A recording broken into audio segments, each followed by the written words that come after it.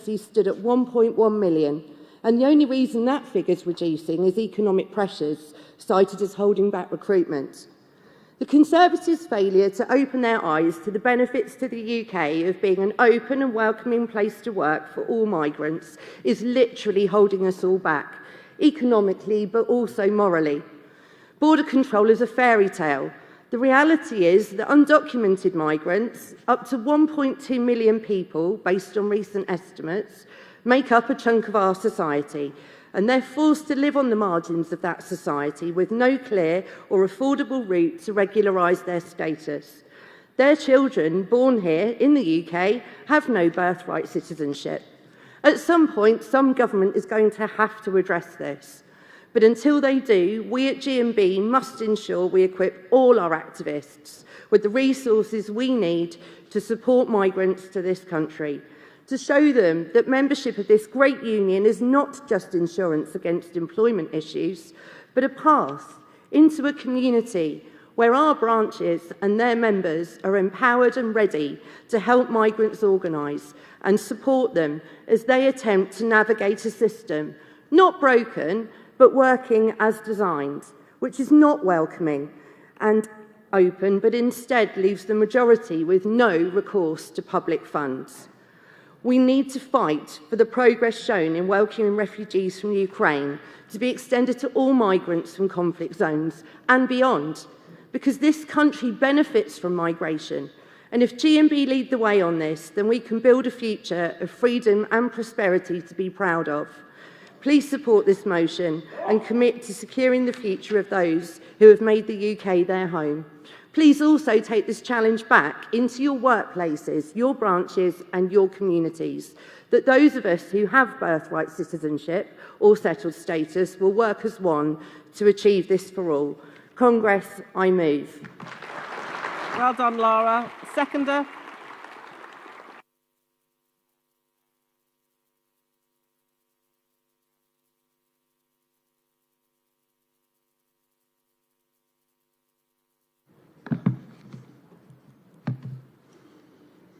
President, Congress, I'm Bob Lovell from the Southern Region, first-time delegate, first-time speaker. I'm seconding the motion 182, support and solidarity with the migrant workers. We all live in a diverse society where many members of our communities are from different countries. While many individuals migrate out of choice, many leave home out of necessity. I myself have an adopted son who came to England from Ethiopia when he was 14 years old, arriving in the back of a truck, fleeing persecution and the fear of being killed. He now works and contributes to society. Migrants contribute hugely to our economy and are vital services we rely on to keep our country running. The UK relies on approximately 79,000 migrant seasonal workers to just harvest crops used by our current domestic agricultural system. And without them, our farmers' crops will rot in the fields and the higher prices will then move to the supply chain and ultimately to the consumer. Congress, we must stand together, recruit, organise the bus drivers, the nurses, the postal workers and the teachers, just to mention a few, no matter what country they come from or for what reason they came to this country. Our union and our communities are powerful when they come together and organise, and it's time we said enough to the demonisation of immigrant workers by the government and by the press. We as a union must support migrant workers, whether they are Ukrainians fleeing war and persecution or those from other parts of the world looking for safety and a better life for them and their families. We must continue to support, recruit and organise for a better tomorrow. United we are stronger.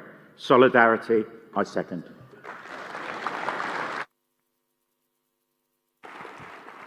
Well done, Bob. That's really hard to be the first time speaker and have to wait right to the end of the Congress. Well done. Well done.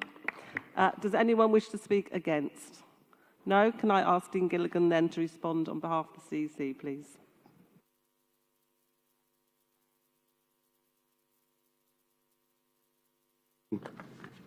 Sorry for the legs. President, Congress.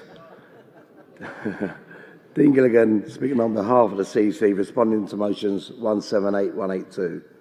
The CEC is asking Congress to support Motion 178, Immigration and Solidarity, with qualifications. Much of this motion is in line with existing policy. GMB is uncompromising in our support for rights of refugees and asylum seekers. GMB condemns the hostile environment and other cruelly immoral policies of this Tory government, such as Rwanda deportation programme, which is a racist and breaches the UK's international duties. The CEC's first qualification is to address the industrial implications for GMB members if this motion was to be carried as it currently stands. Motion 178 calls on Congress to note and confirm two motions to previous Labour Party conferences, but it does not refer to what those motions propose. One of those proposals is to close all immigration detention centres. This will include places where GMB members work. Congress, it would simply not be appropriate for us in this hall to call for the closures of any of our members' places of work without those calls coming from our members in the industry itself. Doing so would harm our ability to represent our members and improve standards for everyone at those sites. The CEC's qualification, therefore, is that supporting Motion 178 should not cut across the long-standing principle that in industrial questions, the voices of our members in those sectors should be heard the loudest. Another proposal in those external motions is to maintain and extend free movement rights, which have since been repealed by Tory Brexit legislation. The CEC's qualification is to restate existing Congress policy that without checks and protections to counter the exploitation and undercutting reported by our members in various sectors, we cannot endorse calls for an extension of free movement. GMB is committed to seeking the repeal of the Tories' oppressive immigration system, and our policy is to support a fair movement of labour as carried by Congress 2019. Finally, the CEC wishes to qualify that the approach, it was a heavy night, that the approach which GMB delegations take to Labour Party conferences and other policy-making bodies are a matter for the relevant CEC subcommittees and those delegations themselves to determine. This is in line with long-standing practice. The CEC is asking Congress to support Motion 182, support and solidarity with migrant workers, with a qualification.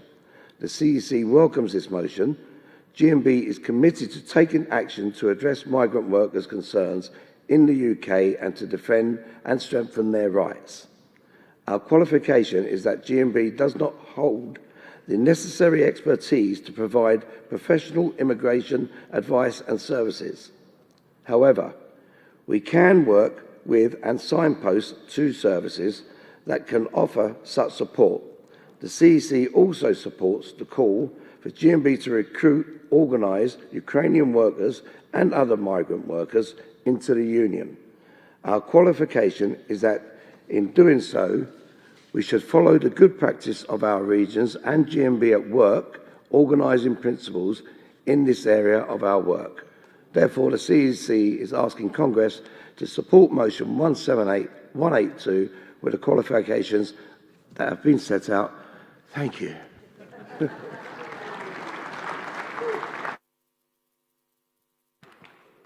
Well done, Dean. Just to confirm then, London Region, do you agree to the qualification on Motion 178? Thank you. And Southern Region on Motion 182? Yep, thank you. I can put both of those to the vote then. All those in favour, please show. Thank you. Anyone against? Motions 178 and 182 are both carried. We now move on to Section 5, International. So can I have the move of Composite 17, please?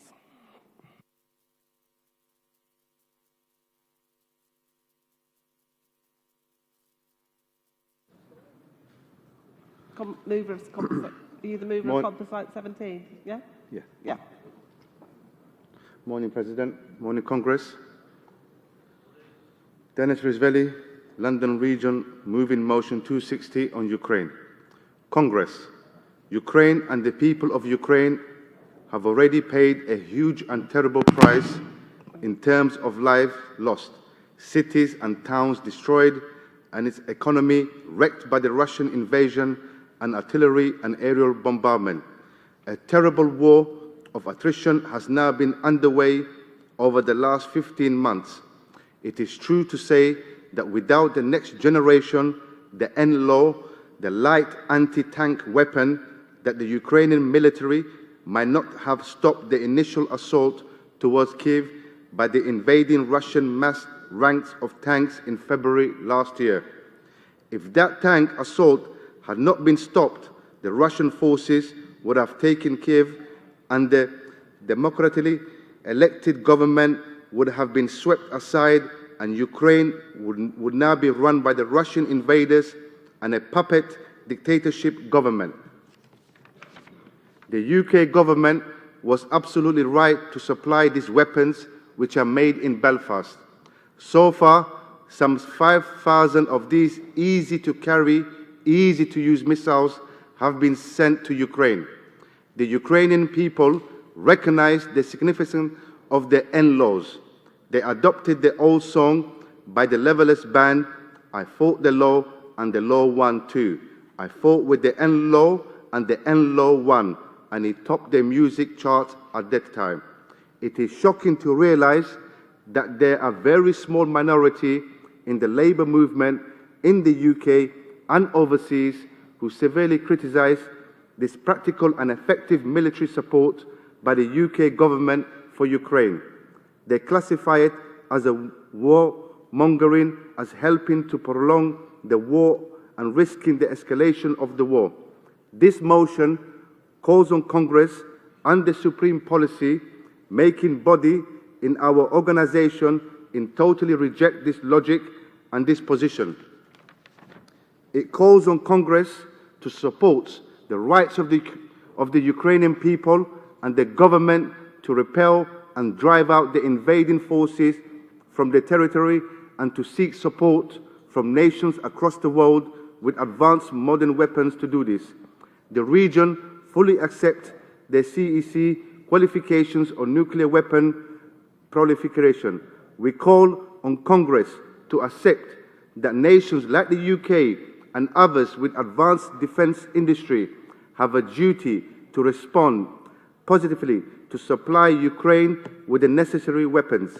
We also called for support of economic sanctions against Russia for starting this terrible war.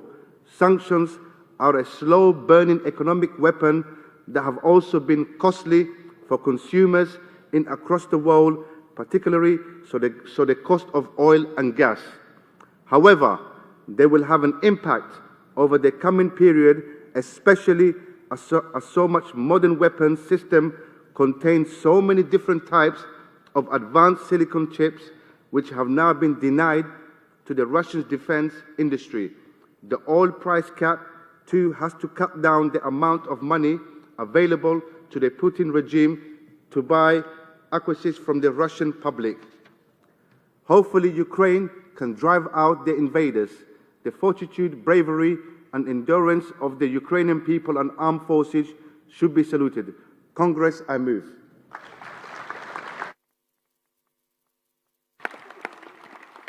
Thank you, Dennis. I think there was a bit of confusion about moving and seconding, so I will give Scotland the same 4 minutes because they expected to move it, okay? Yeah.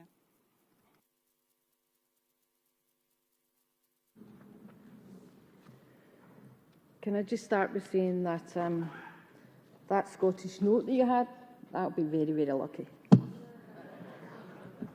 President, Congress, Kirsty Rackley, GMB, Scotland, doing something with Composite 17, Ukraine.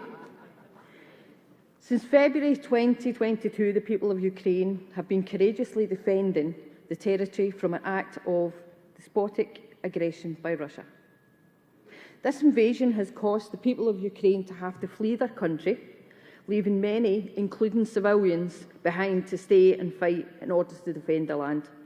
In April of this year, somewhere between 15,500 and 17,500 had lost their lives in this war.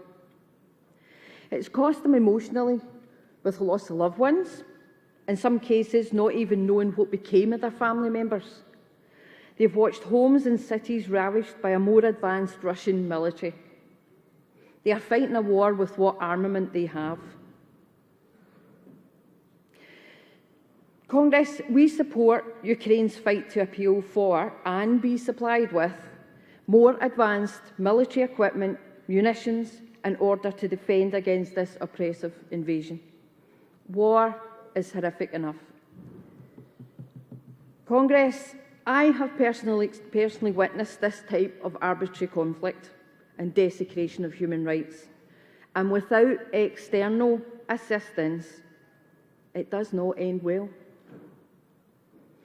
We would like to extend solidarity to trade unionists that remain to defend and support the rights of workers, even during the intimidation of war, fighting to uphold the rights of workers to organise.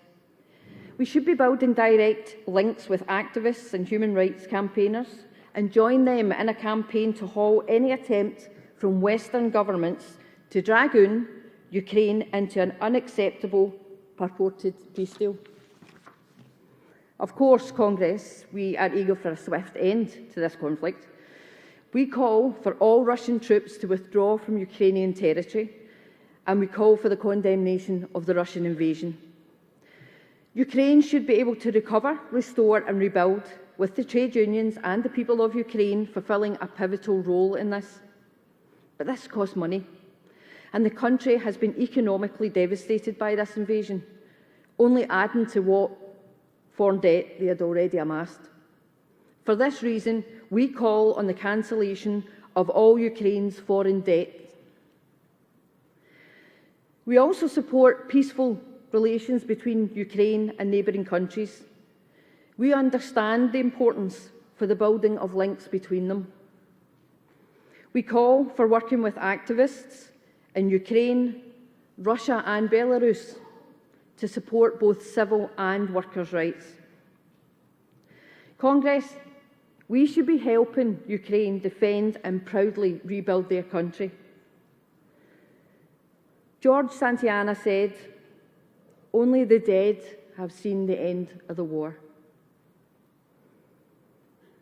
Working together, we can ensure this does not befall the people of Ukraine. Please vote in favour of this composite to protect Ukraine's democratically elected government and its people. We should not allow this to be their only legacy. Congress, I move. Thank you, Kirsty, and our apologies for that confusion. Can I have a move of motion 261, please?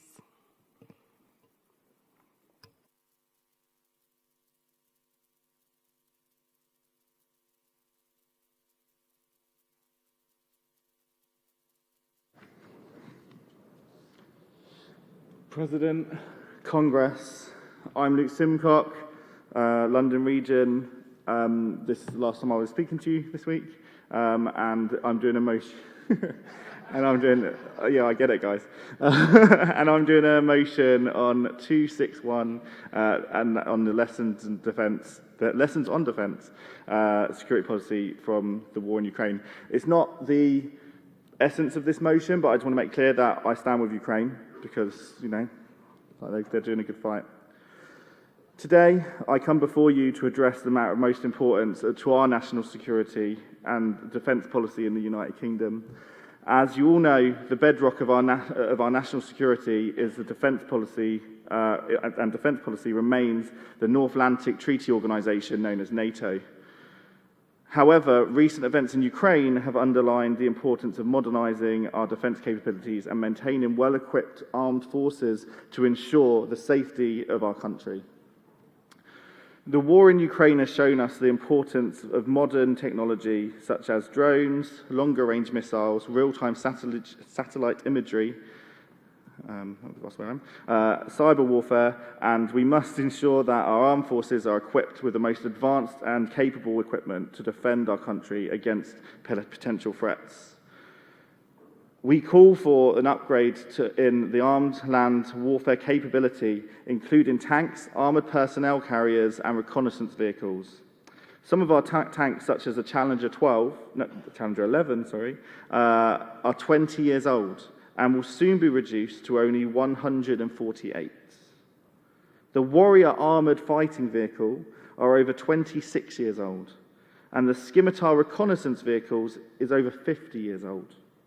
We must replace these vehicles with the latest technology to ensure the safety of our armed forces. Moreover, new capabilities are required to defend the vital offshore and undersea communications and energy infrastructures. Damage to these infrastructures would be have devastating consequences to our security and way of life. Therefore, it is critical that we must invest in our defence manufacturing industry to equip our armed forces with the latest and most advanced technology. An incoming Labour government must make it clear to the electorate that their commitment to our national security and defence is unbreakable. Therefore, we must commit to a new integrated review of security, defence, development and social policy to ensure that our defence capabilities are modernised and equipped to face future challenges. I call for an upgrade of our defence capabilities as well as the maintenance of adequate levels of well-trained, properly equipped armed forces, our membership in NATO together with the Swedish and Finnish government's upcoming membership, I think one of them's joined by now actually, will continue significantly to our collective security and defence. Please support this motion I move. Victory to Ukraine. Well done, Luke. Seconder.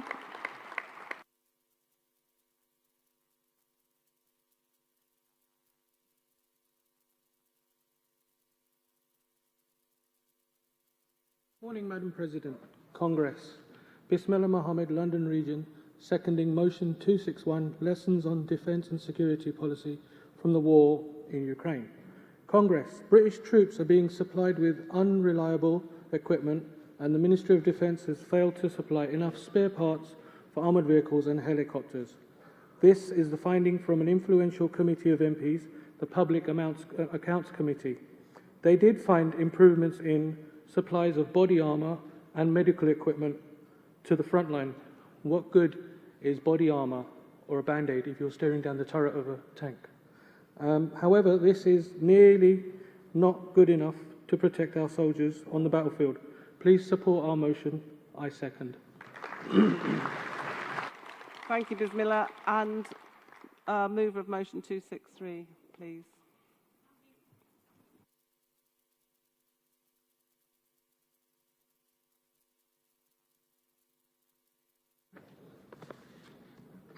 Barbara, Congress, Cathy Holland, speaking without a London region, speaking without the support of my region. And before I read it out, I agree with everything we're doing for Ukraine. We should help them as much as possible. These poor people, it's just awful. This motion was given to me by the branch from our political officer, Sandra Smith, who has been a proud trade union for most of us 70 years. It would have been easy to have gone along with the status quo in respect of a proud trade unionist, but I thought it was important to try. It was explained to me that we have many trade union members in the industry, so it makes sense, the reasoning, to rule it out. Although the sentiments of the motion has merit, so does trying to make sure motions are fair for all. The sentiments of this motion in an ideal world is that we should have enough money for all, but with hindsight, we live in troubled times and helping our colleagues around the world has never been more important. This motion comes from a good place. We must all want a world without war, and I'm willing to withdraw this motion. Thank you, Cathy. Thank you. Yeah. Thank you for saying that, withdrawing it from the stage. Okay, so then I can ask for speakers in opposition to Composite 17 or Motion 261.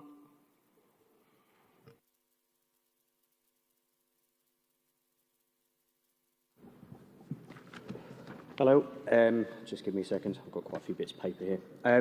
Hello, President, delegates, GMB comrades. I am Joshua Boyle. I use they, them pronouns, and I'm here to speak against Composite Motion 17 on the grounds that it is contradictory to itself. To note, this does not disagree with the motion in its entirety, only certain parts of it.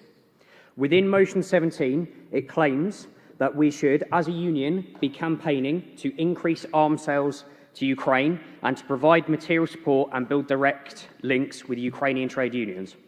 On the former, we cannot end a conflict by providing more arms. The only way a conflict can end this way is with the total destruction of one side. We have seen the effects of flooding countries with arms. Just look at the Mujahideen in Afghanistan in the 1980s, the Contras in Nicaragua, and the Islamic State in Iraq and Syria.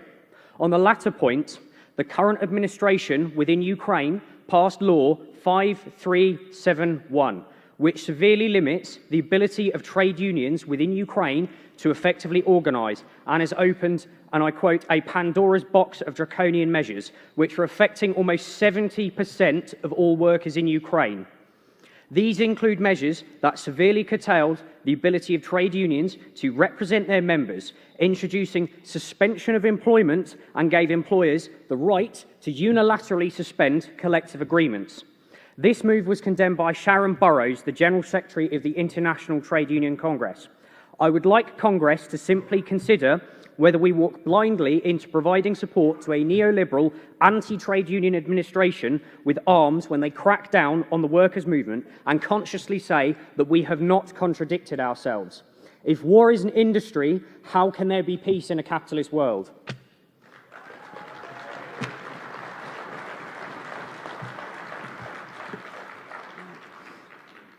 I'm also speaking against Motion 261 as well, so I'll wait for that to reset. President, delegates, GMB comrades, I'm Joshua Ball, they, them pronouns, and I'm speaking against Motion 261. On paragraph 6 of the motion, it mentions upgrading the land warfare capabilities. The Ministry of Defence has had a review of their new Ajax infantry fighting programme, which was to replace the Warrior, which was supposed to be delivered by 2017, but won't see service until 2029, and has cost £3.5 billion to date. The Select Committee stated that the Ajax programme was flawed from the outset. The programme to retrofit the Challenger 2 with an upgrade package, which will cost the taxpayer £1.3 billion and still has nothing to show for it. One minister, and this was a Conservative minister, said that it is like trying to put an electric engine into a 1980s Ford Escort. It simply won't work. The Ministry of Defence can easily stop these programmes and instead divest funds into programmes for soldiers and their housing. The government can also fund social welfare programmes. We are the ones that will pay for the war funds, and as Labour has said, they will not open the government chequebook to fix public expenses. We can guarantee it is other workers and services that will be cut to fund further investment in the military. It is always money for war and not for the poor. The General Secretary said in his address that we should have a workable net zero campaign. But when the world's militaries are responsible for 6% of the world's emissions, almost the same as fugitive carbon emissions from energy production, can we say we are working to a net zero? I have something for you to consider. I have here a photo taken in Yemen of a young girl who was hit by a British-made white phosphorus bomb in 2017. Could you look her in the eye and say, hey, at least it was a British-made bomb that did this? This motion effectively writes a blank cheque for the next government to continue with a barbaric, anti-worker foreign policy. We must remember that on both ends of the bayonet, there is a worker. Do we want to be on the side of the worker or the warmonger? Thank you, Joshua. I give the right of reply to GMB Scotland for Composite 17 and Luke for Motion 261. Congress, why are we here? I'll give you a wee clue, it's written on the podium. To make work better. Now, we are fortunate. We haven't got bombs dropping. We haven't got a country in chaos. So we can actually form ourselves, come together, And we can make work better. The Ukrainian people don't actually have that option. And surely as trade unionists, we should be helping them do that. We should be investing in education for them. Teach them how to protect their workers. Teach them how to protect each other. But we can't do that if it doesn't exist. We can't do that if there are no Ukrainian people. And we certainly can't do that if Russia takes over that country.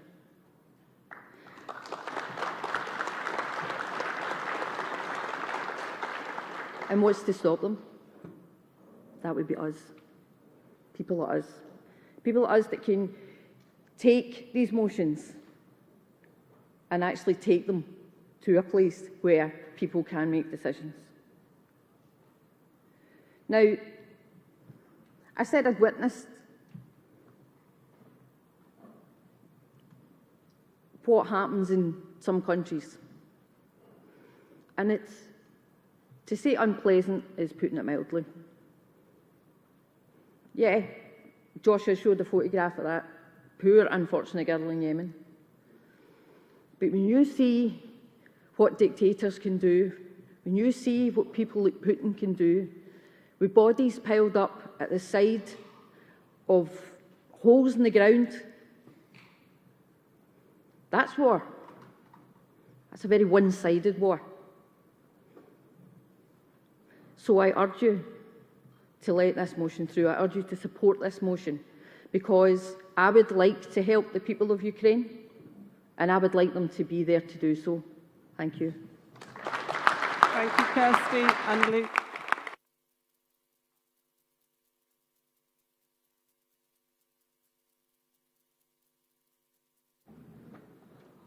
Apologies, I said I'll be up for the last time, but I lied. Really good speech from Joshua, wherever you are. I don't know where you are in the room, but really good job, really good job. I don't disagree with anything he said, because a war is horrible. I'm there. I don't disagree. But, sorry, they said, so my bad. War is horrible. It's terrible.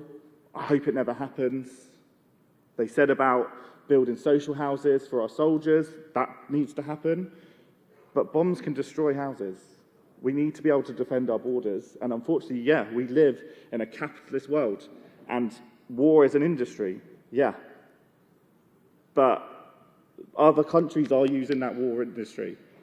And we need to be ready to defend ourselves. I hope it doesn't come to it. But this is a motion about just being ready, just in case. Now, they said about the Conservatives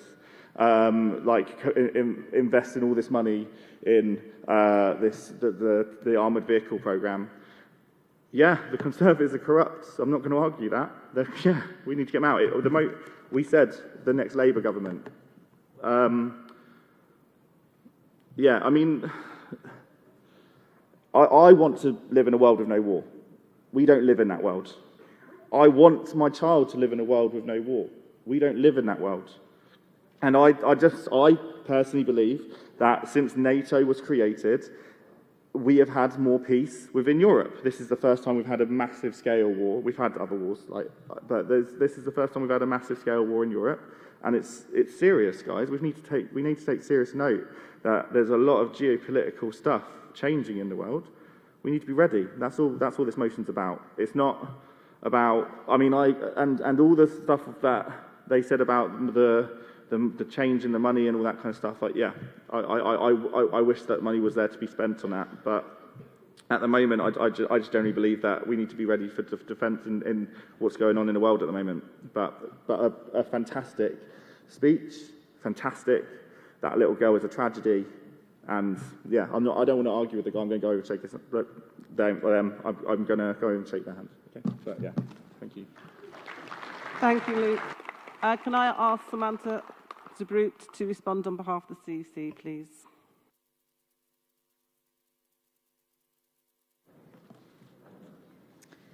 President, Congress. Samantha Zabrute speaking on behalf of the CEC, responding to Composite 17.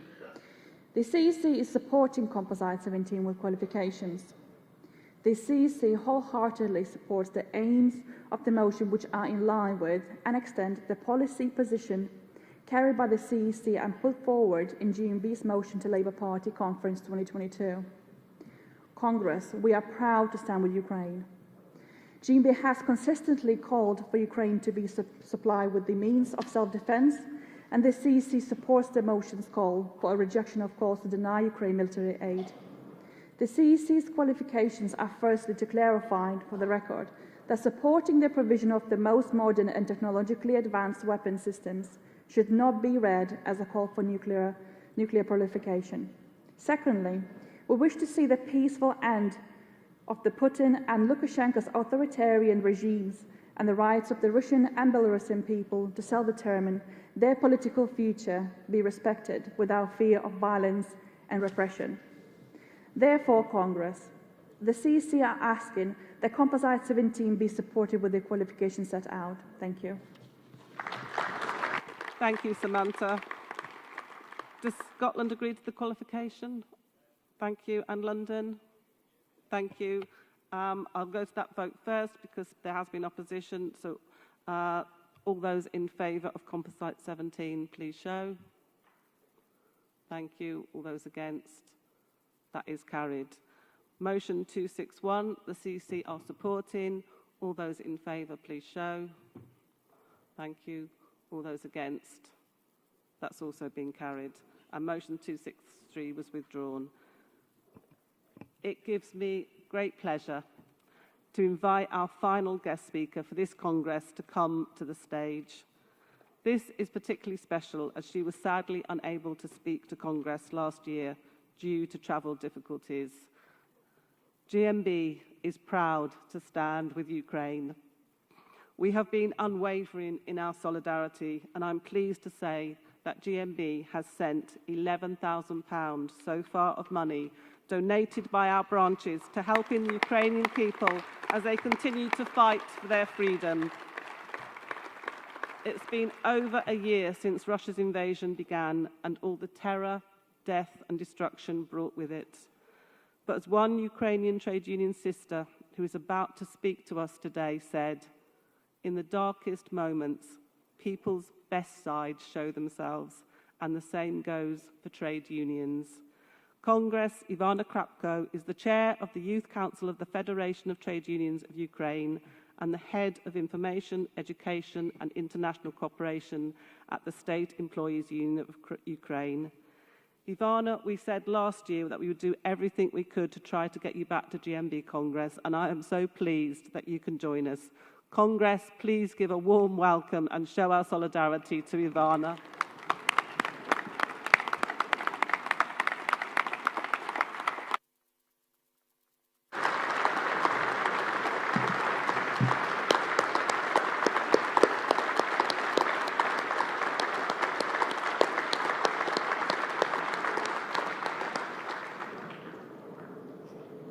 Hello, everyone. For me, it's a very big honor to be here today, and through all of these difficulties which happened, but I'm here, I'm with you, and I have this opportunity to address to the Congress. But I want to start my speech, my presentation, with a statement of the head of the State Employees Union of Ukraine, my trade union, with a statement of Yuri Pizhuk.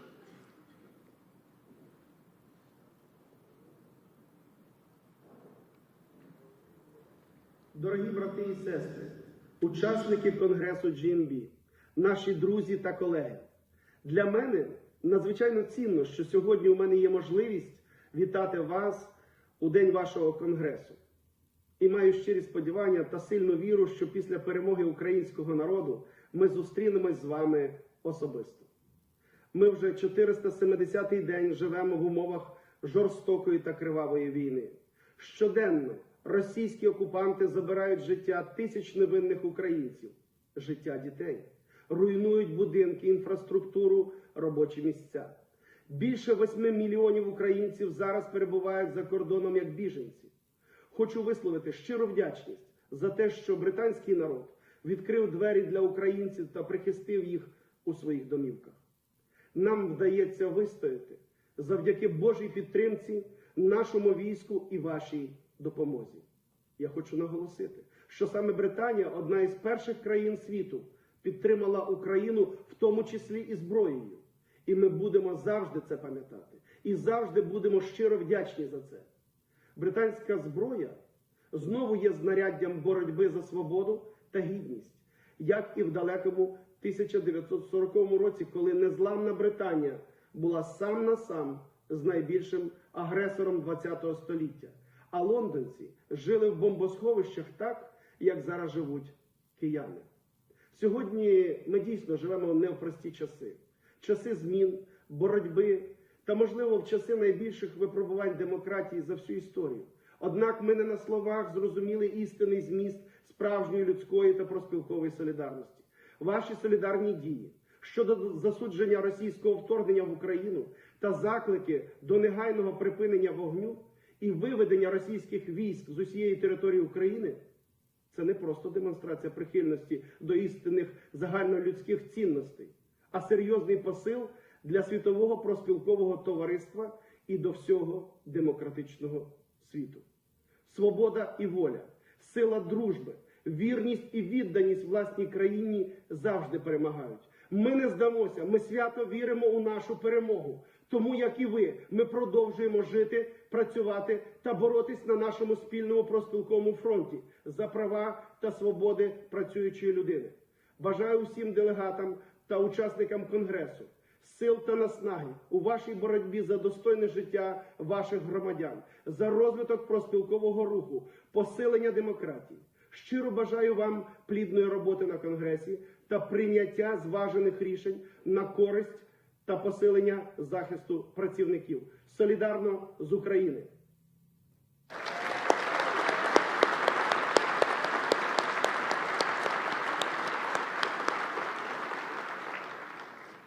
And after a speech of my trade union brothers, I want to share with you the presentation about situation in Ukraine. What happened during this terrible 470 days? 470 days of darkness. And every time when I have a meeting with colleagues abroad and I pronounce these things that I talk about war, I feel horrible because on 23rd February last year, I can't imagine that my morning on 21st of February started from phone call from my brother, and he said me, Ivana, where are you? War started. And I said, I sleep. And after that, I looked through my phone and see everything, what happened, and opened my window and heard siren. Please, if we can look through my presentation.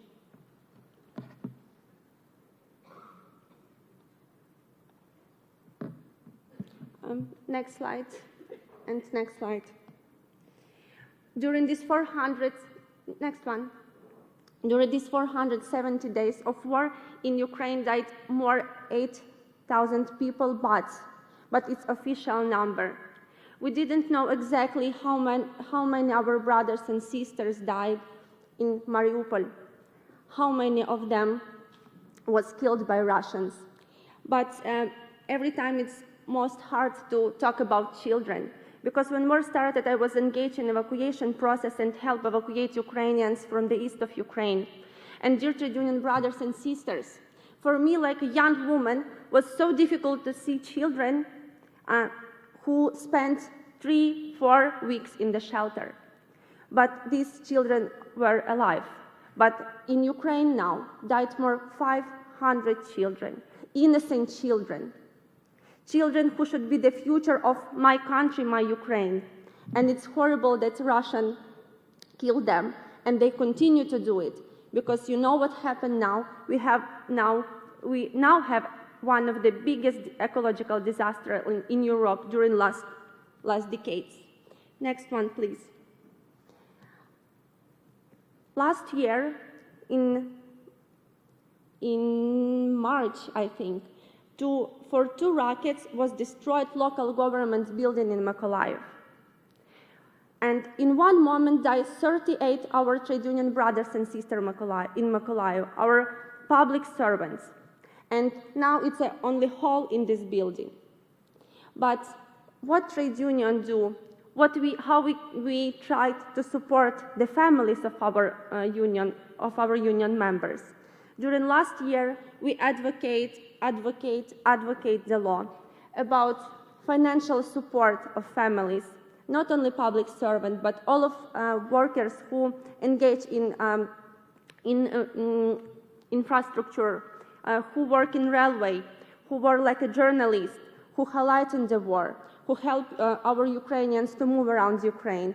And now this law adopted. And yes, we are like union put our efforts to this. Please, next one. Also about how many people now in Russia. And here I want to highlight also about children. Because now officially mentioned that almost 3 million our Ukrainians in captivity in Russians. But when we talk about our members from Kherson, and they share with us how many children Russians deport from left side of Kherson, it's impossible to understand. And we should highlight it because it's our, like I said, it's our future. It's children who now in Russia. And it's terrible. A lot of, maybe all of you are parents, and how we can imagine when you can connection with your children. And it's one of effect of war. Next slide, please. Like my union brothers Yuri said, I want to express a very big thankful for hosting Ukrainian in UK. Actually, yesterday in the airport, I met one woman from Ukraine. She asked me about help, and we talked with her in the airport, and she said me, "It's so great, you know, Ivana, it's so great to be here in Britain because I have a work. My husband now in the army, and I have here work. She works in onion factory." And she said a lot of nice things about Britain, about your support. And it's not only this woman. It's a lot of Ukrainians who live now in Britain. And I want to say thank you so much for your support, for your passion to Ukrainians. But now, official number of Ukrainian refugees is more than 6 million. 6 million Ukrainians live around Europe, around all of the world. But we have other challenges in Ukraine. It's internally displaced person, and it's a huge number. More than 7 million people now live, they officially became like internally displaced person, and they moved from the east of Ukraine and live in the west. They lost everything, and they tried to build their life in new places. And together with our union brothers and sisters from west region of Ukraine, we helped them to find a job, to find a place. And it was one of our first tasks when war started, when we helped Ukrainians to find safe place in the west of Ukraine, not only abroad. Please, next slide. But I want to also highlight you about our union youth work, because this is a picture from 7th of March last year. We had with our youth network of Federation of Ukraine's Zoom call. And you know, it was amazing because we didn't expect that war started. And we didn't know what we should do, how we can react. But we had this Zoom meeting, and we discussed how we can organize our work, how we can help our young workers in Ukraine. And actually, we did it. Please, next slide. We organized and we tried to be like informational front of our country, and we provide a lot of video statements about situation in the workplace. Especially, we highlighted one of the next biggest problem is occupation of Zaporizhzhia nuclear power plant station, because still a lot of our brothers and sisters staying in Enerhodar, they working under occupation, or some of them should stay home because Russians blocked them. They can't reach a nuclear power plant station. They can reach the work, or if they do it, Russians take them on basement. And Russians create now in the Zaporizhzhia nuclear power plant station very big place with weapons. And you should understand it can be for me, it's really hard to find a word how I can describe it when you live every time in nuclear treatments. I don't want to Chernobyl repeat, because now we talk about like from history perspective. But now I understand that, for example, Christina, she is my deputy in our youth network of FPU. She's still there. And I don't know what can happen with her. We can't evacuate her from there. And it's my responsibility and responsibility of my youth network to highlight this problem, which we did, I think, very successful. Next one, please. Also, we had, thanks to international solidarity support, we had a lot of stages in Europe, in a lot of meetings of our sisters unions organization, and highlight every time this problem, because I noticed that it's okay when you watched news, when you read newspaper, but when you talk real people who live in this real condition of war, it's a different impact. So we decided with our youth to write articles, to make video, and to inform whole of the world about situation in Ukraine. Next slide, please.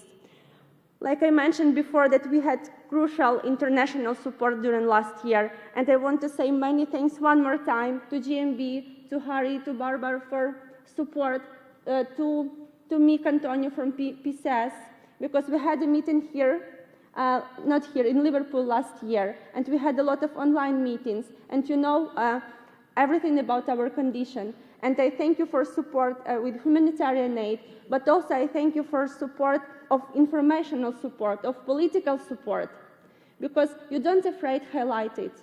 You don't afraid to say your strong position. And it's very important to all of union world now and union organization. Please, next one.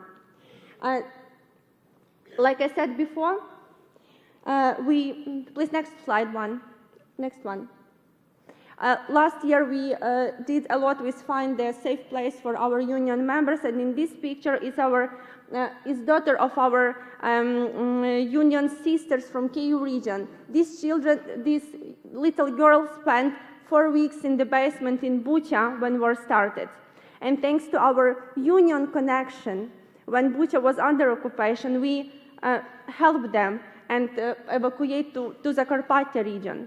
And it was amazing to help this little girl and her mother to be in the safe place. But still now, we should find and help our trade union members, our Ukrainians, to find safe place. Please, next slide.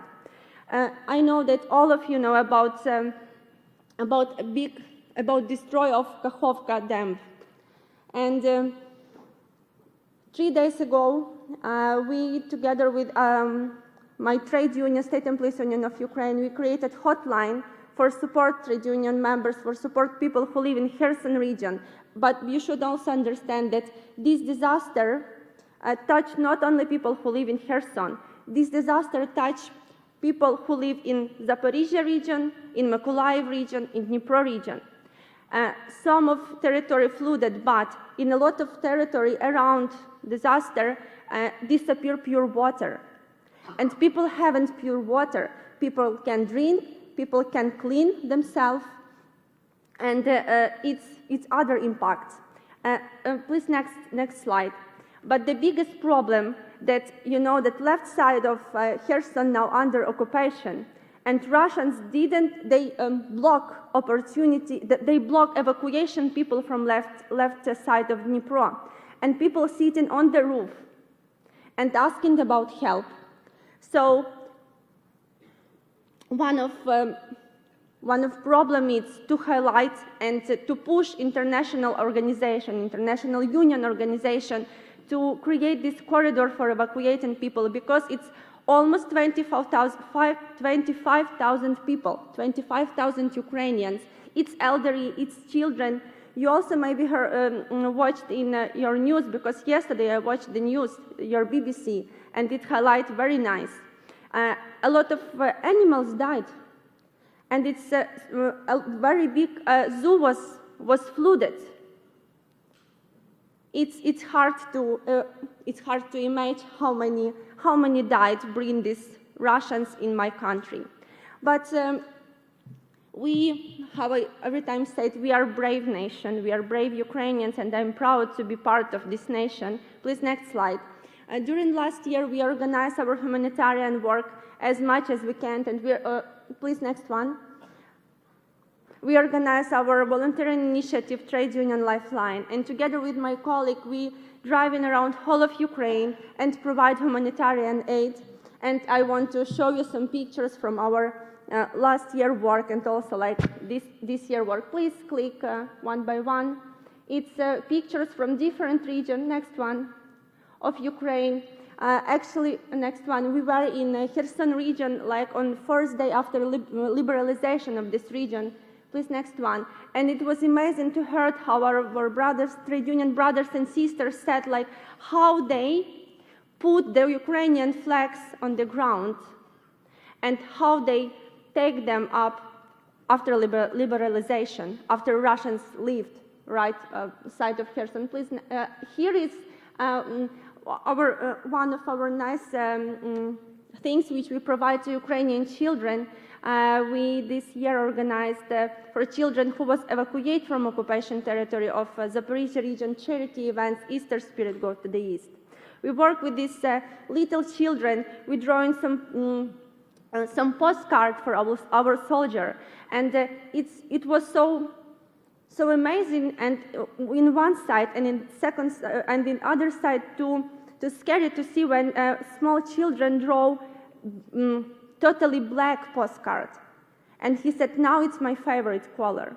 And it's my dear trade union brothers and sisters, reality of children in Ukraine. Please, next one. But also I'm really happy that we continue to provide our educational work in Ukraine. During last year, we organized educational event for our young trade union leaders, for our young head of a primary trade union organization.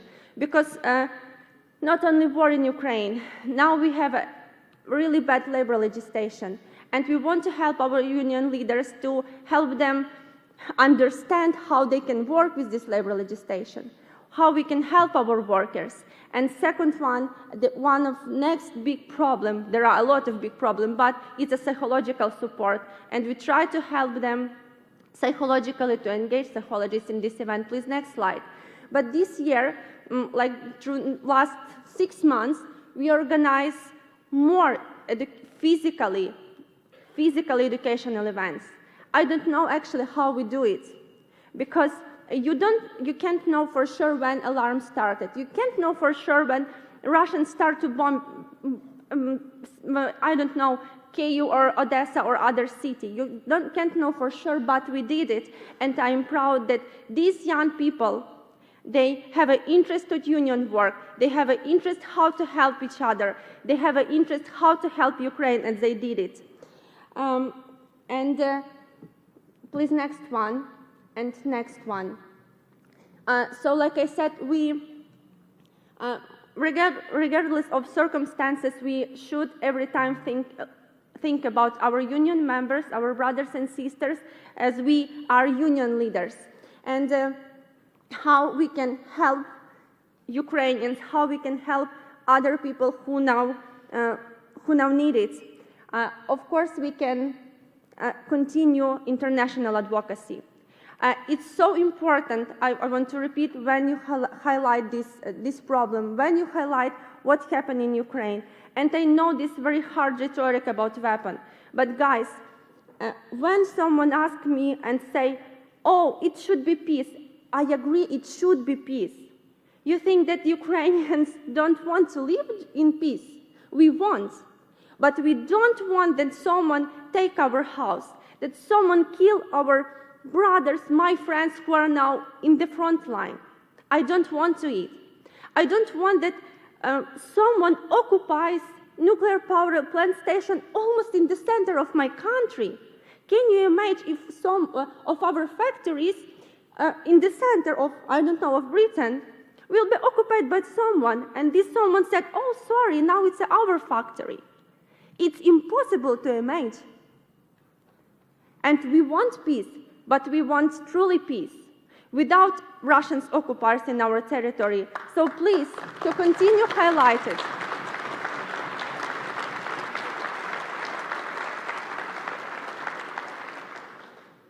Of course, humanitarian assistance, and now through our this hotline, we received a lot of requests from our union brothers and sisters, and even today in the morning, we start to collect and provide humanitarian convoy during this weekend to Kherson, because they need simple things. They lost clothes, they need some hygienical products, they need food, because everything what they had now underwater. So we continue doing this, and we apply you to support us with this. Also, like I mentioned about education, last year I said to Gary, to Barbara, about your make work better. We can make not only work better, we can make world better by true education. And through education,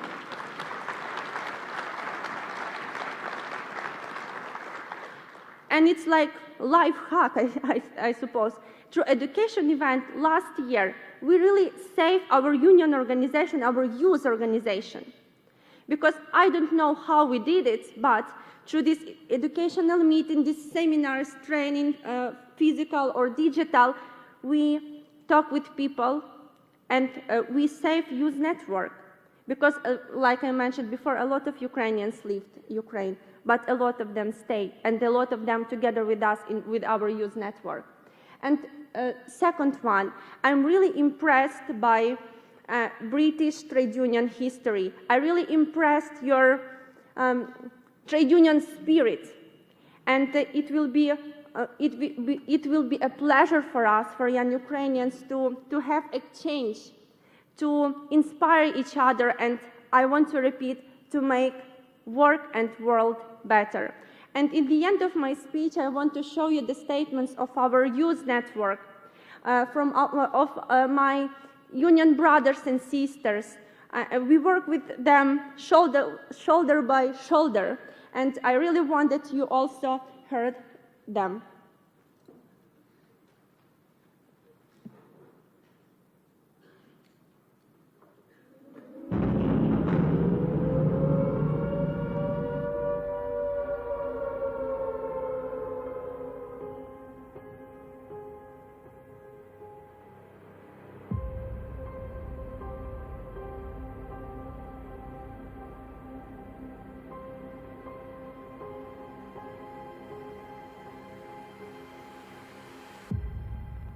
We, the youth of trade unions of Ukraine, left our families and workplaces to defend our country.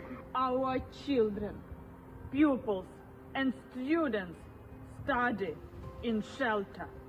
Our doctors operate under missiles. Our energy engineers repair energy objects in order to civilian homes have light and heat. Our railway works and evacuation people form under shelling. We live in conditions of nuclear terrorism. And at the same time, we are volunteering and helping our people. Because we are not afraid to defend our home and our country. We are not afraid to defend the right for freedom and democracy. We are not afraid to defend the right to live freely. But in our struggle, we need your solidarity support. And humanity and truth will prevail.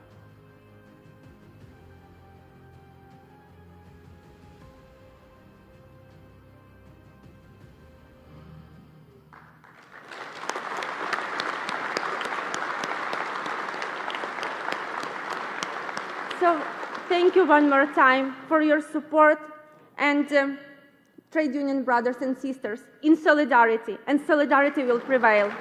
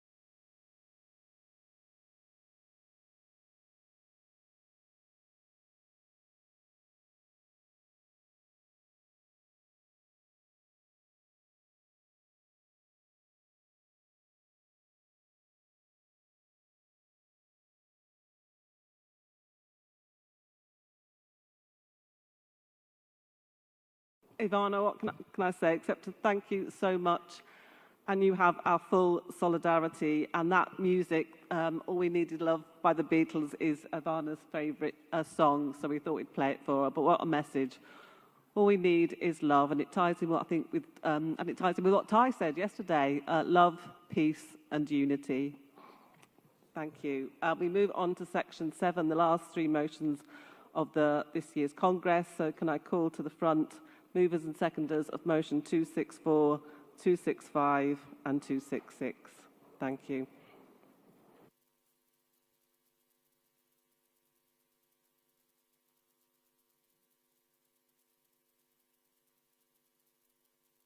If the mover of motion 264 could be the first one to get there. Yeah, brilliant.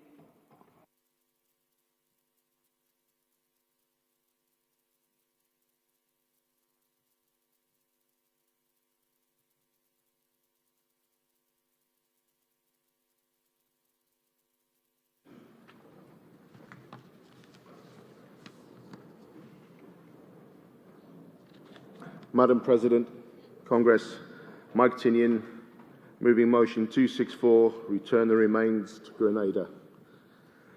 I'm dedicating this motion to Corbana Denot Nayak and his lovely wife, Constance. In 1979, Maurice Bishop led a successful coup against the previous government of Grenada and established a popular socialist government. In 1983, Bishop was placed under house arrest by the members of his government who were unhappy with his leadership. A popular uprising followed, and Bishop was freed from house arrest by his supporters. However, this led to a power struggle within the government, and on October the 19th, 1983, Bishop and several members of his government were executed by firing squad. The US government had been monitoring the situation in Grenada for some time and expressed concerns about Bishop's government. US officials had also met members of the group that placed Bishop under house arrest. After Bishop was freed, the US government became increasingly involved in the situation, sending troops to the island as part of a military invasion that took place shortly after the executions. Given the US involvement in these events, it is understandable that many people in Grenada and around the world feel that the US has a responsibility to return Bishop's remains for a moral standpoint. It could be argued that the US owes this to Bishop's family and to the people of Grenada. Just this week, justice campaigners Maisie Barrett and human rights lawyer Francis Swain presented the US Embassy a letter calling for President Biden to release the remains of Maurice Bishop to the Grenadian people. So Congress, we must ask our MPs to take action and put pressure on the government, who have a so-called partnership with the US, who should return President Bishop's remains to Grenada. I move. Thank you, Mike. Seconder.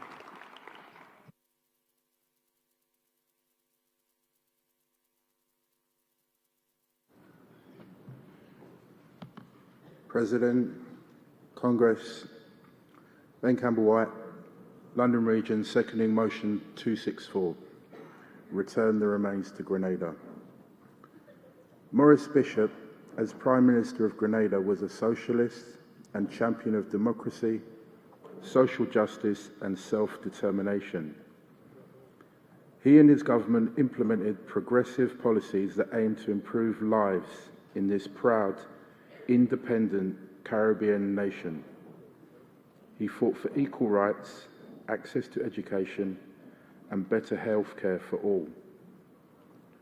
Tragically, Maurice Bishop and other Grenadian leaders' lives were cut short around the time of the US invasion of Grenada in 1983. The location of their remains are a mystery.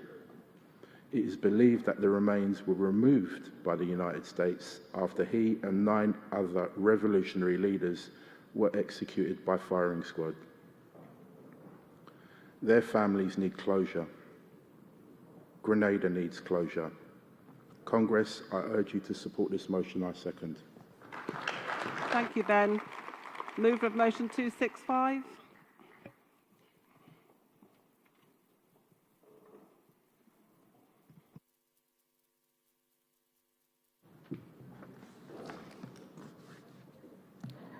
Congress, Marta Patricia Anachuri de Bruxelles, moving motion 265, Justice for Colombia.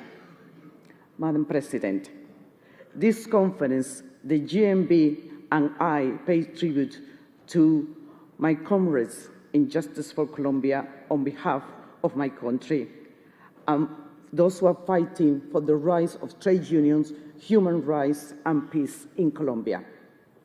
The GMB is being a very proud supporter of Justice for Colombia and continue to build a strong relationship with trade unions and human rights campaigners in Colombia. The GMB continued to lobby the British government to address the anti-unionist and human rights violations. Congress welcomed the Colombians' change of leadership with the election of the first progressive government thanks to the work of long-standing civil rights activists, the Afro community, the indigenous population, the marginalized groups, and rural communities, with individuals like my sister, Carmen Cecilia Anachuri Dia, who fought for over 20 years to get the government of Gustavo Petro and the first ever Afro-Colombian Vice President, Francis Marquez. We are very proud, believe me. Conference welcomes the government promotion of dialogues with armed groups, including the LNA, guerrilla movement, and the signature of peace agreement of 2016. We know that peace agreements are fragile. We can see what happens in Northern Ireland. The appointment of trade unionists by the government of Gustavo Petro of head of labor minister is a positive step to address some of the dreadful violations of workers' rights. But let's not forget that we still see modern persecution of unionists and activists. Your support will enable progress that helps to unite unions in providing support to strengthen the human rights activities of the Colombian Agricultural Union, FENSUNAGRO. Justice for Colombia supports efforts to create a more open and balanced press in Colombia. Organize all workers by providing funds for the use of all workers' union. To get organized, the National Association of Women's Astronomy, that campaigns for strengthening human rights, peace, and right trade unions schools. We organize lawyers to help trade unions, victims of false accusations, victimizations, and access to transitional justice system, and all other marginalized groups. Colombia, unfortunately, is well known for its good coffee and many other things, but one of the worst things that we have is that we occupy #1 in the level of murder of trade unions. Just this year, 13 trade unions have been killed. And in the last 10 years, 3,000, you have heard it right, I haven't got it wrong, I had triple checked. 3,000 trade unions have been killed in the last 10 years. So everyone in this room could be murdered, usually trade unions in Colombia.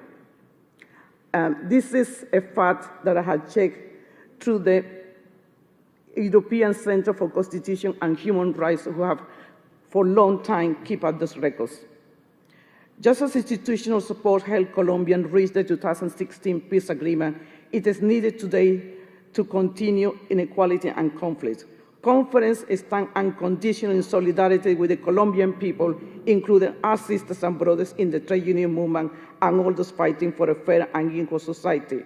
So we resolve, send members of Justice for Colombian delegation to Colombia. This April, our national president, Barbara Planta, had the joy to visit. Unfortunately, she was not taken to dance, which is, I totally regret that, but next time she should do that. And we ask for your support to campaign for the work of Justice for Colombia. We call for everyone to affiliate to Justice for Colombia at national level and encourage broader support. Please, I move. Thank you. Thank you, Marta. And seconder?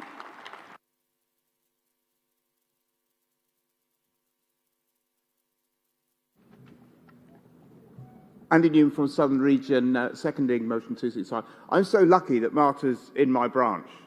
Not only does she do this fantastic work for Justice for Colombia, she also sits on the National Policy Forum for the Labour Party on behalf of GMB, and she's a really, really experienced and helpful rep, particularly members in schools. She does so great support for them. But what I wanted to say here is the first time ever GMB Congress is taking place while there's a left-wing president in Colombia. So enormous progress is being made. But we can't rest on our laurels here. The situation is progress, but it's fragile. The Attorney General in charge of the legal system, still in power of the far right, impeding the government, arresting activists, preventing the peace dialogue with the guerrillas. The armed men with guns who killed trade unionists, they haven't gone away. It's absolutely important that the British trade union movement stands with our sisters and brothers in Colombia. What can we do? First of all, support the motion and do the things which the motion calls for. But go back to your branches and affiliate as a branch to Justice for Colombia, because all the work they do is absolutely fantastic. It's £40–50, really, really great investment in future and in solidarity with the trade union movement in Colombia. I don't know how much it is. I was looking on the website. Our branch obviously does affiliate. Their website isn't very good at having the details of how you do it. So please don't be put off by that. Don't think because I can't do it by email, I'm not going to do it. Phone them up, find out how to affiliate, give them the money, and let's build Justice for Colombia stronger and stronger with the GMB support and involvement. Thank you so much. Thank you, Andy. Move of motion 266.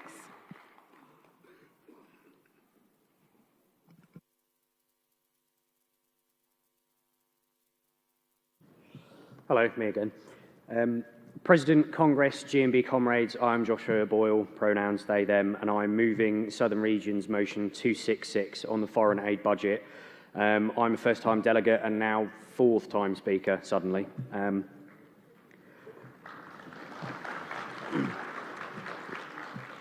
This Congress recognises that the UK has a proud history of being a world leader in international development, with our work benefiting millions. UK aid is needed more now than ever. With the COVID-19 pandemic, conflict and the climate shocks have complicated the global challenges we face, and as a result, human development is regressing. For the first time in 38 years, the UN Human Development Index has decreased twice consecutively. Specifically, the devastating conflict in Ukraine has exacerbated global hunger. It is estimated that since 2019, the number of those facing acute food insecurity has soared from 135 million to 345 million. A total of 50 million people in 45 countries are teetering on the edge of famine, according to the World Food Programme. Historically, the UK has also extracted huge wealth from the global south and exported this material and intellectual wealth to the global north. Economist Utsa Patnaik estimates that Britain stole approximately $45 trillion from India during its colonial rule. This is in addition to other countries like Jamaica, Grenada and Kenya and more in the Commonwealth that have had those resources extracted. This motion to return the Official Development Assistance, or ODA, back to 0.7% is one way we can right this historic wrong. UK spending on ODA as a percentage of the gross national income, of which the 0.7% target was originally set by the United Nations in 1970 and made statutory UK law in 2015. The government slashed this in 2022 to 0.5% of GNI as a temporary measure, yet did not lay out an exact timeframe for this to be returned. GMB policy supports promotion of world development, and while not specifying what exact target ODA spending should be, has taken the position on that the uses and principles of UK overseas development should follow. This motion will allow us to develop the material conditions in other countries, which in turn will assist workers of all nations in the spirit of internationalism. We are calling on GMB to support a fixed timeline to bring the official development assistance, or ODA, back to 0.7%. I move this motion. Thank you, Joshua. And the last seconder of the day.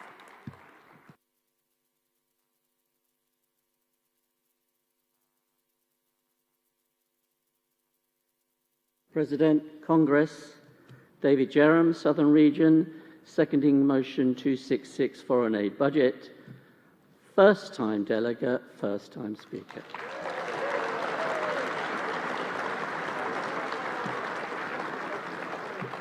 Now, the cut in the ODA programme of 0.2% may not sound a lot, but the impact on the ground is massive, leading to severe cuts in programmes as diverse as combating plastic pollution in the Galapagos Islands to providing essential medical support to girls in West Africa. And it's going to have an ongoing impact for all communities in lower income countries. Now, despite there is a commitment from the government to reinstate the 0.7% rate, but it's not expected to happen until after 2027 or 2028. That's 4 or 5 years. But that's 4 or 5 years too late for the millions facing food insecurity, 4 or 5 years too late for the estimated 20 million women and girls who won't be reached by programming. The programming made up of education programs, humanitarian assistance, nutrition interventions, access to clean water and sanitation. So Congress, I'm appealing you today, let's help millions of people across the globe support this motion. Let's make a difference. I second. Well done, David. I know you've had to wait all week for that. David's from my branch, and I think he thinks I deliberately made him be the last speaker of the but I didn't. Does anyone wish to speak against these motions? No? In that case, can I ask Warinda just to speak on behalf of the CEC, please?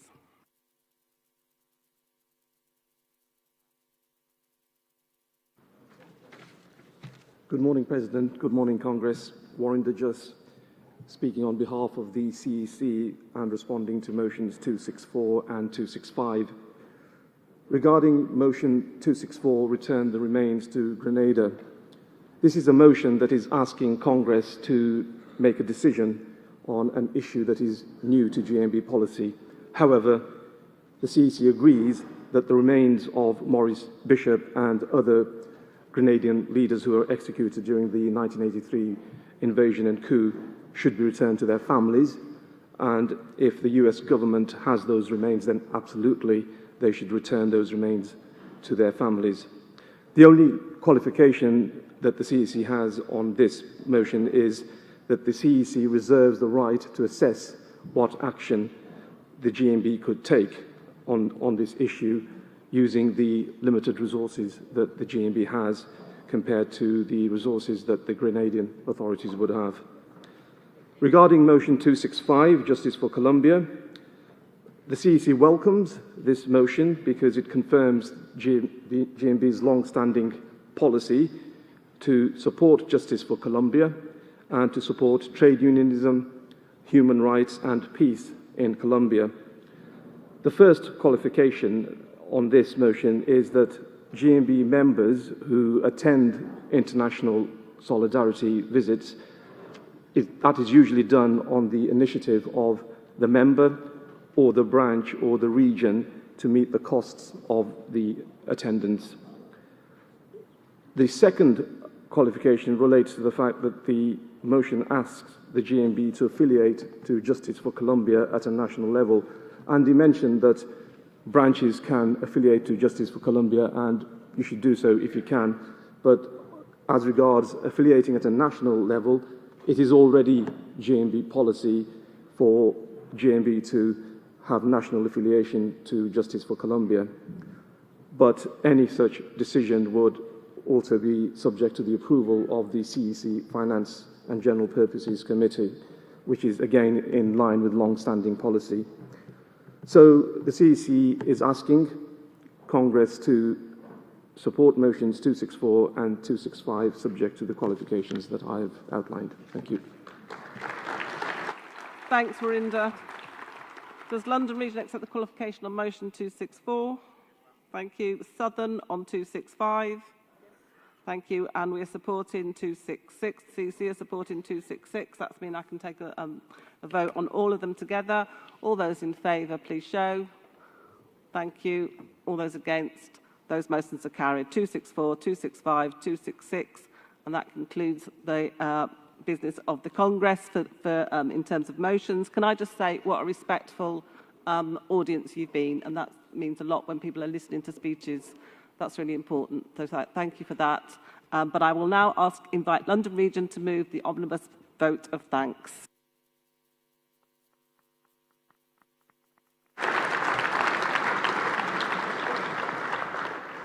Before I start, I'm going to apologise for my croaky voice. President Congress, Penny Robinson, London Region, pleased to be giving the vote of thanks on behalf of the CEC. Congress, it has been a challenging week. The CEC would like to thank Karen Dudley, who as the new first-time chair of the SOC, coped brilliantly with the many challenges to the SOC report number 1. And I have to say it was mostly from first-time delegates. Well done. This hasn't happened for a long time, and we saw a number of motions voted and put back on the agenda. Many of the CEC will remember the buzz of overturning the CEC's decisions. Thanks to our President Barbara and Vice President Malcolm for chairing Congress expertly and efficiently, making sure Congress runs on time and coping well to challenges from the floor that were many. Thanks to Gary for your leadership and giving us the remit to go out there and light those fires. This is our first Congress as 7 regions, and though the hall felt smaller, our delegates filled the room with their passion. Thanks to the National Office staff, Steve Short, Lawrence Turner, Anna Barnes, Gavin Sibthorpe and Ross Holden for planning and organising Congress. Also thanks to National Office staff on the info desk, the Internet Cafe and Hillary for the exhibition area. Thank you to the venue staff, stewards and all the organisations running stalls. Most of all, Congress, the CEC would like to give thanks to you, our delegates. This week has been about you challenging us, questioning us and setting our policies and direction, whether this is internal or in the workplace.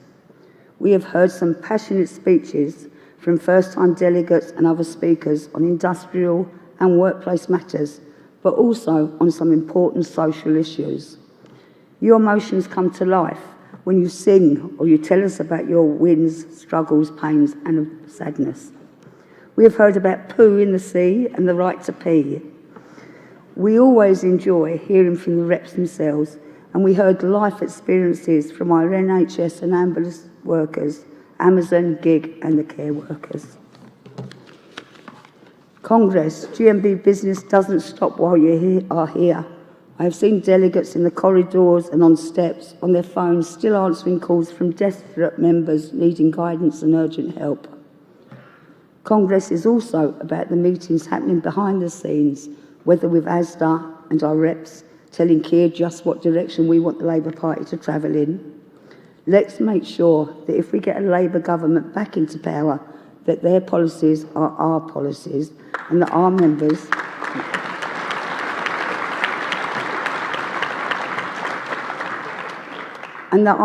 voices are heard across all of our industries.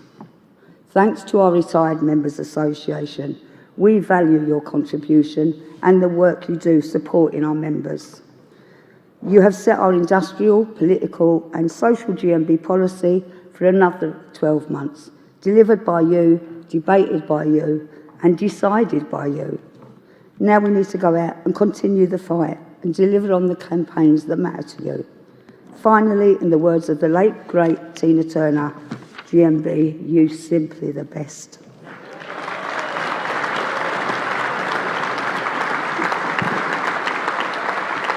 On behalf of the CC, we thank you for your support and we look forward to the year ahead.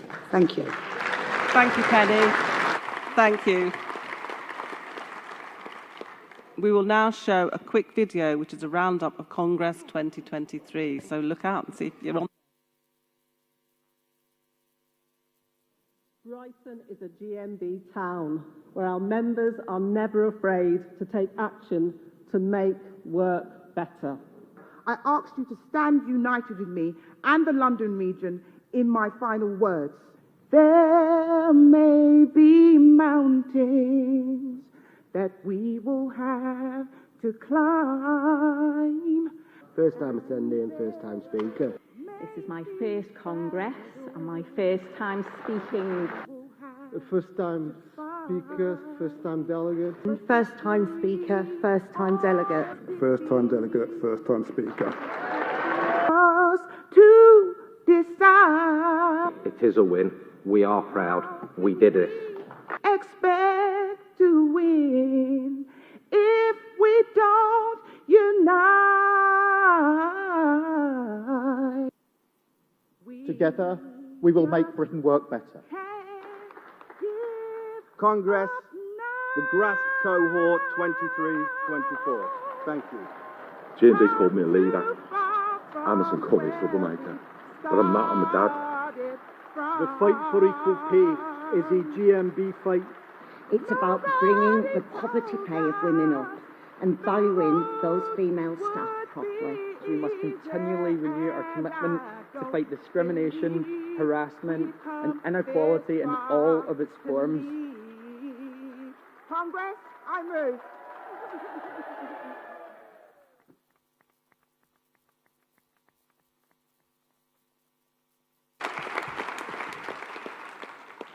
Thank you. As well as all those little memories, I'm sure you've all got your own memories to take away with you as well. Thank you. I now call on our General Secretary, Gary Smith, to give his closing speech to Congress.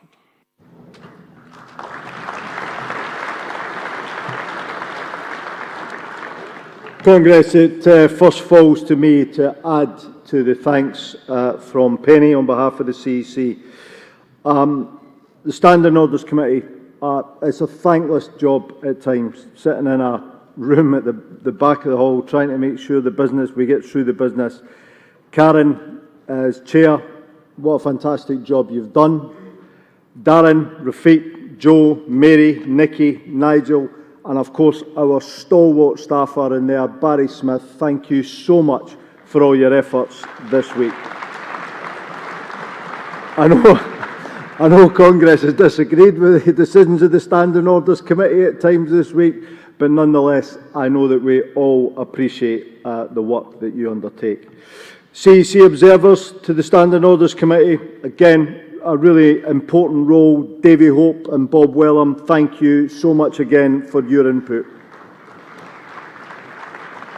To the team for T5, Gary, Phil and the whole team, I don't know if we're going to have to nail this to the floor next year or tell the Labour leader to stop wrestling with the bloody thing, but well, we all had a few moments watching Keir with it last year, but thank you. I know you go above and beyond for us and we love working with you. We had problems with some of the decoration outside the hall and I arrived on Saturday afternoon to see the team up on the cherry picker. Gary, please pass on our thanks to the whole team. T5, thank you. Michael, who does the shorthand writer, the verbatim shorthand writer, again, what a hard job that is. And Michael, thank you on behalf of the whole of Congress. BSL interpreters, I don't know how you interpret some of the stuff at this Congress, not least my accent, particularly when I'm rattling on, but we are very much appreciative of the work you do. It is absolutely fantastic and really, really important in terms of inclusion in our Congress. U2 events and exhibit world teams, thank you as well. I want to pay a special tribute to Hilary Perrin, who does such a fantastic job around the exhibition. Hilary, apart from doing 20,000 steps a day running about the conference centre, she's an absolute stalwart with us as a union. She also does so much to raise money which supports this fantastic event. Hilary, thank you from the bottom of my heart. And to all our exhibitors, we really appreciate your support. You're part of the rich fabric of this Congress, and we hope to see you again next year. To the Brighton security staff, Michael, I know you've been working so hard, Wiggy, who heads up the catering team, and all the security team, all the Brighton staff here, thank you for making this such a wonderful event. And to our own GMB stewards, I spoke to them this morning, myself, Malcolm, Barbara caught up with our GMB stewards this morning. A welcoming face in the morning. You do a great role. Sam, I know this is going to be your last Congress if we don't talk you out of retirement. But again, what can I say? You are absolutely integral to the success of this event. Thank you.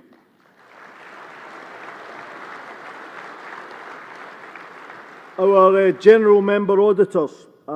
This is their first Congress since they were elected. Jane, Kevin, Stephen, Karen, thanks for the role that you undertake. It's a really important one in terms of the organisation. Thank you. Nip about creche staff, it's a really hard job, and we're very grateful for the support that you've given the event. That allows our people to participate, more people to participate. So thank you to the creche staff for what you've done.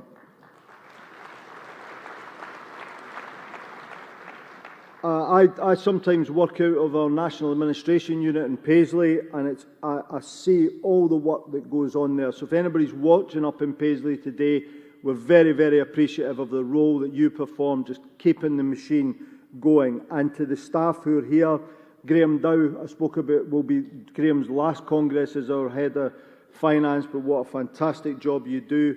Bob, Alison, Gary, Sam, John, thank you for being here. Thanks for all the support you've provided, and thank you for your input.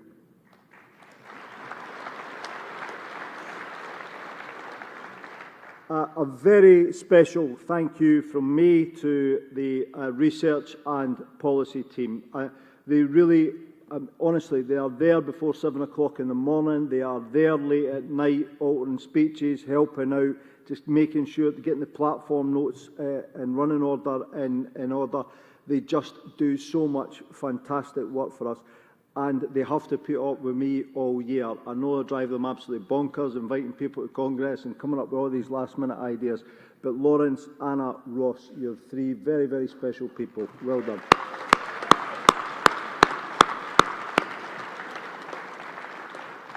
A couple of other people who deserve medals having to work with me at National Office, Steve Short and Sangeeta. I mean, Steve just does so much around the running of the union, supporting the CEC and all our committees, and then you'll see him at Congress loading and unloading the van.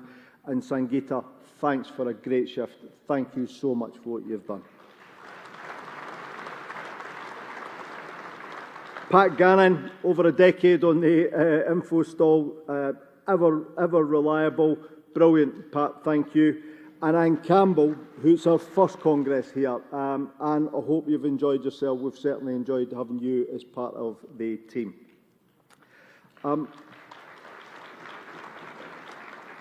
Kev Panton, for anybody who's come to Congress for any amount of time, they'll know Kevin. Kevin, brilliant, and you know, always part of this family, and we're very grateful for your input to the Congress every single year. He does all the running about and so much of the heavy lifting. Lauren, Eleanor, Lindsay, Gavin, Asha, Megan, Lauren Strain, Jennifer and Natalie, all done a shift this week on the stalls or helping out at the top table. Thank you so much, team. What a great effort you've put in. Thank you. To my dear comrade John Callow, who's here. John, you know, thanks for all your patience and hard work, working with Steve Short in particular, but thank you for your input about the rule book. we've started on a process with a rule book clearly defining what we're about as a union. So thank you, John, for your work. Ty, great contribution as ever. Fantastic.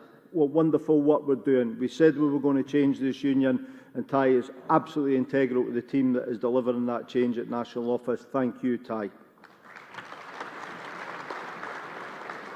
Dan Shears, who works with Lindsay in the health and safety team. Dan does so much work around Congress, including around making sure that we're here and minimising risk as best as we can. Dan, thank you again for another fantastic shift.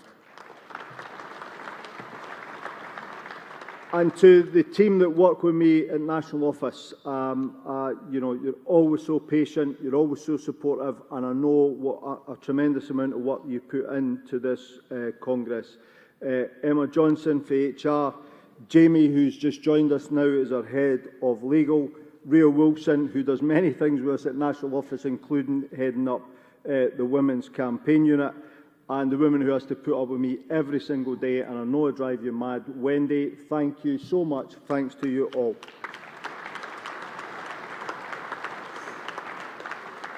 I want to pay special tribute to our comms team this week. You know, we don't have a big bureaucracy in the GMB.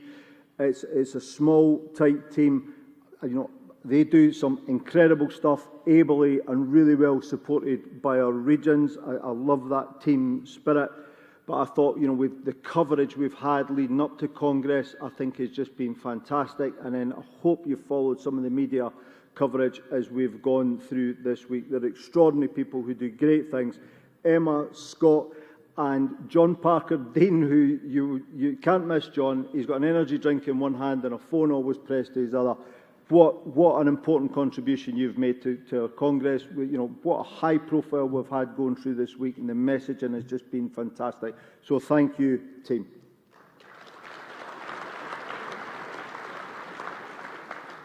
And to my great friend who heads up the campaigns and communication team, Mark Betteridge, thank you for all your support, all your guidance, and again, I know that I contribute to your blood pressure going through the roof at times, but I hope you're proud of what we've done this week and what we've done together. Thank you, Mark. To the National Secretaries and National Officers who work so hard on behalf of the Union and work with me, thank you for your input and thanks for the contribution you've made this week.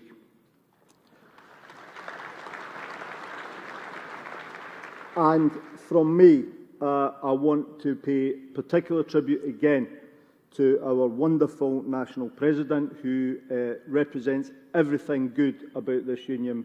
Barbara, you do a great job. Thank you very much.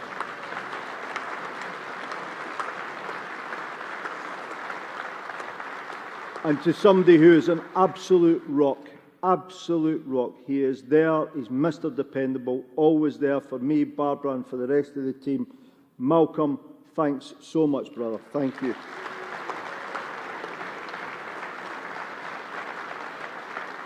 And I do just want to pay special acknowledgement.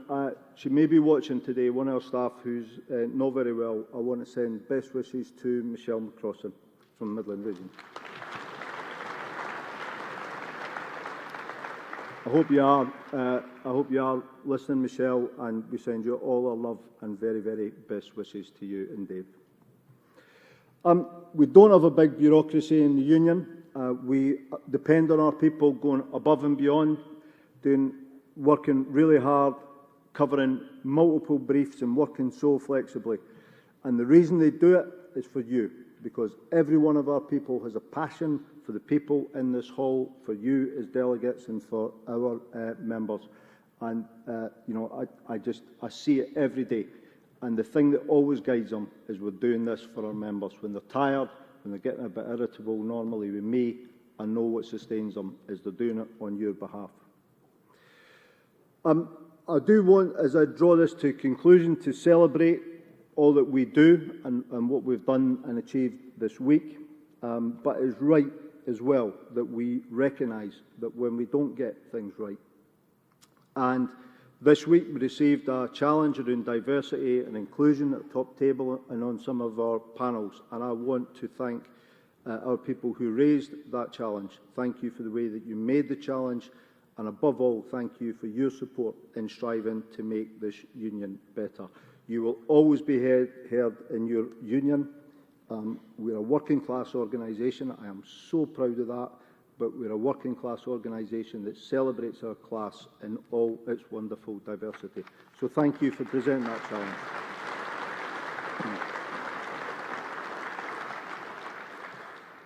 I've made this point often, but it's never lost on me. I did start work on my 16th birthday, and I've spent as an apprentice, and I've spent my whole life in GMB. I've seen the ups and downs. At times I've been disappointed, had too many disagreements over the years with people to remember. But what I never forget is the heart of this union is goodness. There is a fundamental decency to this organisation, and it's a union of ordinary women and men who come together to do extraordinary things. I am reminded this week of the responsibilities on me, and I take those very seriously. Thank you. And as I leave here, I will be very emotional. I always am when I represent this organisation, but I am hugely energised. So thank you for the bottom of my heart for what you've bestowed on me for this honour, but for your comradeship and support as we strive to take this union forward. And remember that when we come together and we debate, sometimes we're going to fall out, we will disagree with each other. There is always more that unites us in this organisation than divides us. In this room, we are hundreds, but we represent hundreds of thousands of people. And what you've heard this week is about the extraordinary campaigns that we're running, the organisation that we are building, and the fighting that is going on in workplaces up and down the country to get pay justice and better outcomes and improve the world of work for our members. Celebrate the fact that this union, you are bucking trends, building a working class organisation. You are setting records in terms of growing our membership. And if we continue moving forward in a spirit of solidarity, we are going to write, I promise you, another wonderful chapter in the history of this great union. The point is often made that we stand on the shoulders of giants. But to echo much of what's been said this week, we are also in the business of toppling those giants when they don't treat our members properly. Absolutely, unequivocally, Amazon, we are coming for you.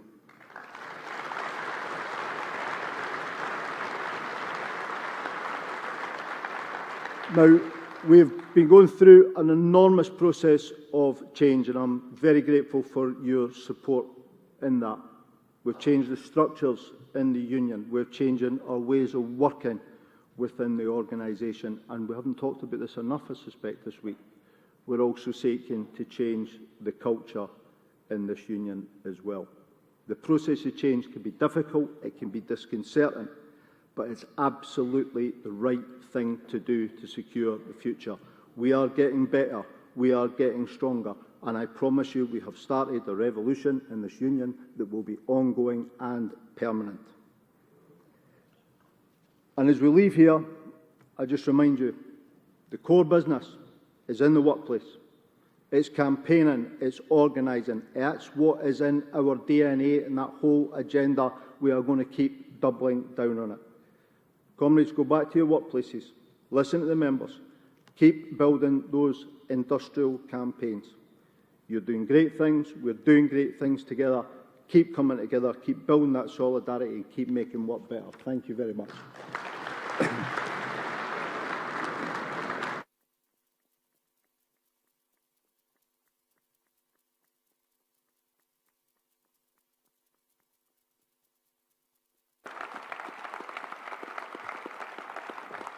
Congress, please stay standing for the red flag.